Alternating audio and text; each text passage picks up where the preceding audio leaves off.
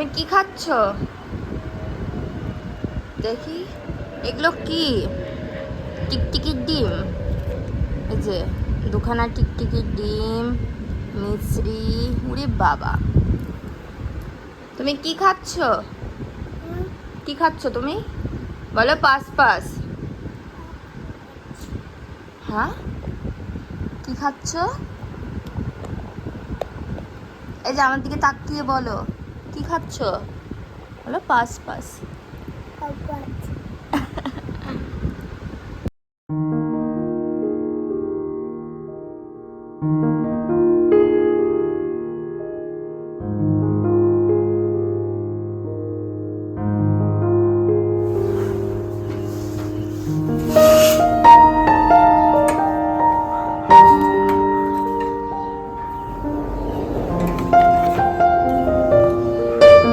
Hello বন্ধুরা, good morning. আর কৈলাসে তোমাদের সকলকে জানাই আরও একবার স্বাগত।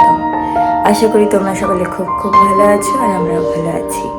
আর এখন থেকেই তোমাদেরকে সাথে নিয়ে আজকে ব্লগটা শুরু করছি।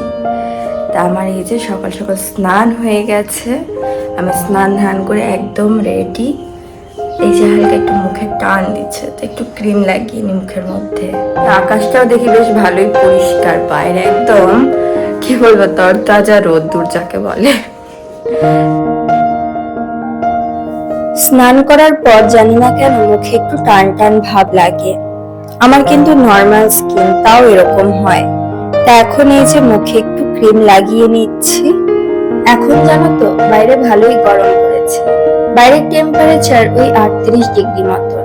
এখন বাজে সকাল 7টা। আর বেলা যত বাড়তে থাকে বাইরের তাপমাত্রা আরো বাড়তে থাকে। 12টার পর তো আর দোকানে বসতে পারি না জানো, এত তাপ ছাড়ে রাস্তা দিয়ে। কি বলবো, একটার মধ্যেই দোকান বন্ধ করে দিতে হচ্ছে। আর তোমরা যারা যারা বাড়ির বাইরে থাকো, এই রোদের মধ্যে কাজকর্ম করছো, তাদেরকে বলবো একটু সাবধানে থাকতে। এই যে এখন মুখে ক্রিম ট্রিম মেখে নিয়েছি। তা রান্নাঘরে একটু ভাত আর একটু ডাল বসিয়েছি সকালে রান্নার জন্য। তোমাদের দাদাভাই টিফিন নিয়ে যাবে, তা সেগুলোর কি গতি হয়েছে আগে দেখি।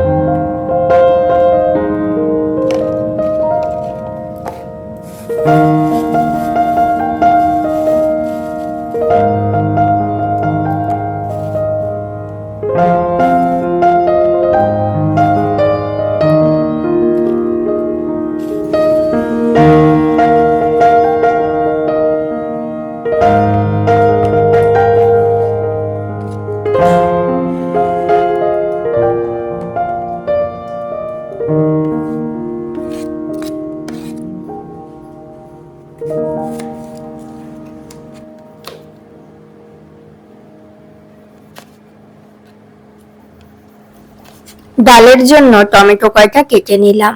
আর এই গরমের মধ্যে টক ডাল খেতে কিন্তু বেশ ভালোই লাগে।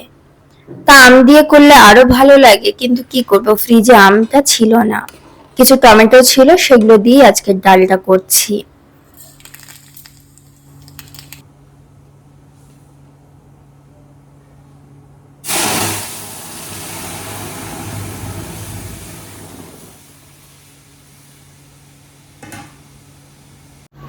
এই যে ডালটা ফোড়নও দিয়ে দিয়েছি, আর ভাতটা একদিকে আস্তে আস্তে হচ্ছে।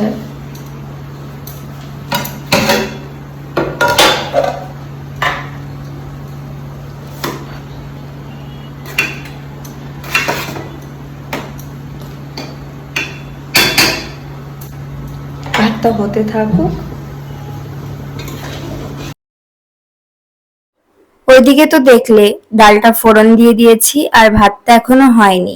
তাই সেই ফাঁকে ভাবছি জামা কাপড় কয়টা ছাদে মিলিয়ে আসি।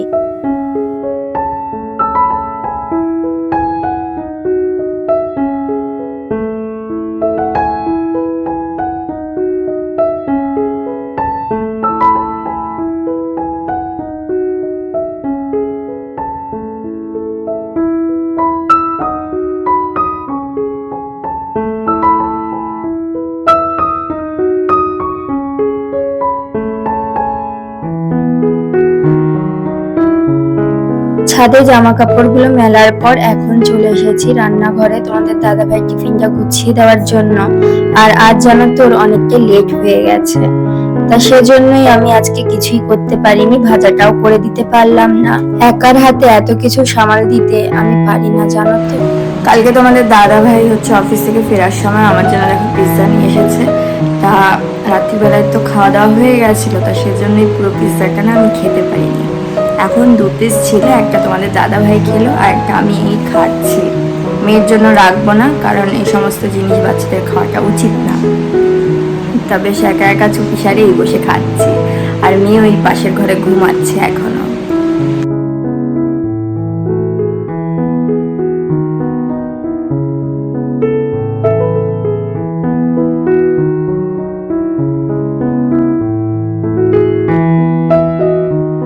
আমার পিৎজা খেতে খেতে মেয়ে উঠে পড়েছে, তা ওর চোখ মুখটা ধুয়ে ওই ঘরের বিছানার উপর বসিয়ে দিয়ে এসেছি।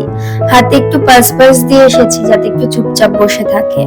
তা সেই ফাঁকে এই ঘরের বিছানাটা আমি গুছিয়ে নিচ্ছি। আর আজকাল এত গরম পড়েছে, রাত্রির বেলায় 2টো পাখা চলে সমানে, তবুও জানো তো আমরা দুজন ঘুমোতে পারি না। মেয়েকে কোনো রকম ঘুম পাড়িয়ে দিই, কিন্তু সারা রাত আমাদেরকে জেগে থাকতে হয়। ওই ঘুমোতে ঘুমোতে রাত্রি 2টো বেজে যায়। তা কি করব, তা সেই ফাঁকে আমরা একটু কানে হেডফোন গুঁজে গেম খেলি।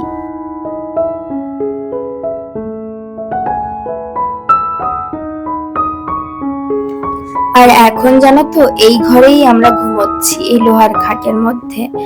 কারণ এই ঘরটা দেখেছি অন্যান্য ঘরের তুলনায় একটু কম গরম থাকে। বাকি ঘর দুটো এত গরম থাকে রাত্রির বেলায় যে কি বলবো, দেওয়াল থেকে জানো তো তাপ ছাড়ে।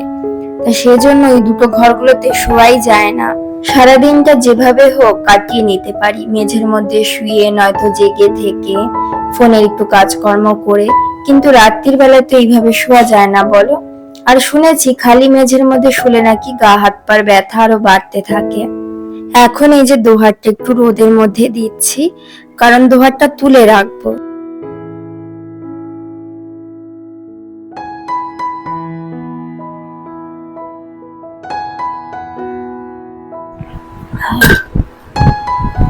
কাজবাজ করে এসে এই জাস্ট বসলাম, 2 ঘরের বিছানাটা পরিষ্কার করলাম। এই ঘরের বিছানাটা পরিষ্কার ছিল, কিন্তু মেয়ে ওই যে বিছানা বসে বসে বিস্কুট খেয়েছে না, পুরো বিছানায় দেখি বিস্কুটের গুঁড়োতে ভরে গেছে। এখন বাকি হচ্ছে ঘরটা মুছবো, ঠাকুরের বাসন কটা মাজবো, আর মেয়ের জন্য একটু ভাজা বসাবো। কারণ সকালে তো শুধু টমেটো দিয়ে ডাল করেছি, একটু ভাজা না বসালে খাবো কি দিয়ে আমরা, তাই সেটা একটু লেট করেই করবো। এই যে হাই করে দাও, হাই করে দাও, ভালো করে হাই করে দাও। হ্যালো, কিচ্ছু দেবে না। কিছুক্ষণ আগেই দোহারটা রোদে দিয়েছিলাম, আর বাইরে রোদের যা তাপ, তার সেজন্যই আগে ভাগে দোহারটা ঘরে তুলে নিয়ে আসলাম। এখন এই যে ভাঁজ করে ওয়ার্ড্রপের মধ্যে ভরে রাখবো। তা যেই দিক থেকেই ভাঁজ করি না কেন, ভাঁজটা মোটে দেখছি ছোট করা যাচ্ছে না। তা সেক্ষেত্রে আবার দেখো এই যে খুলে ভালো করে ভাঁজ করে নিলাম।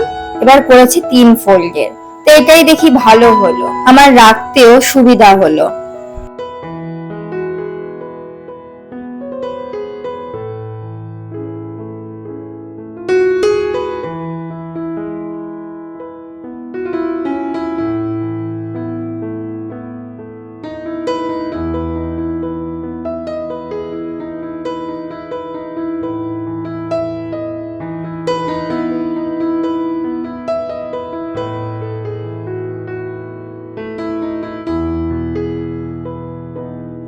সমস্ত কাজকর্ম সেরে এই মেয়েকে নিয়ে খেতে বসলাম। সকালে তো তোমাদেরকে বলেইছি টমেটো দিয়ে টক ডাল করেছি, আর দুপুর বেলায় ভেন্ডি আলু ভাজা করেছি।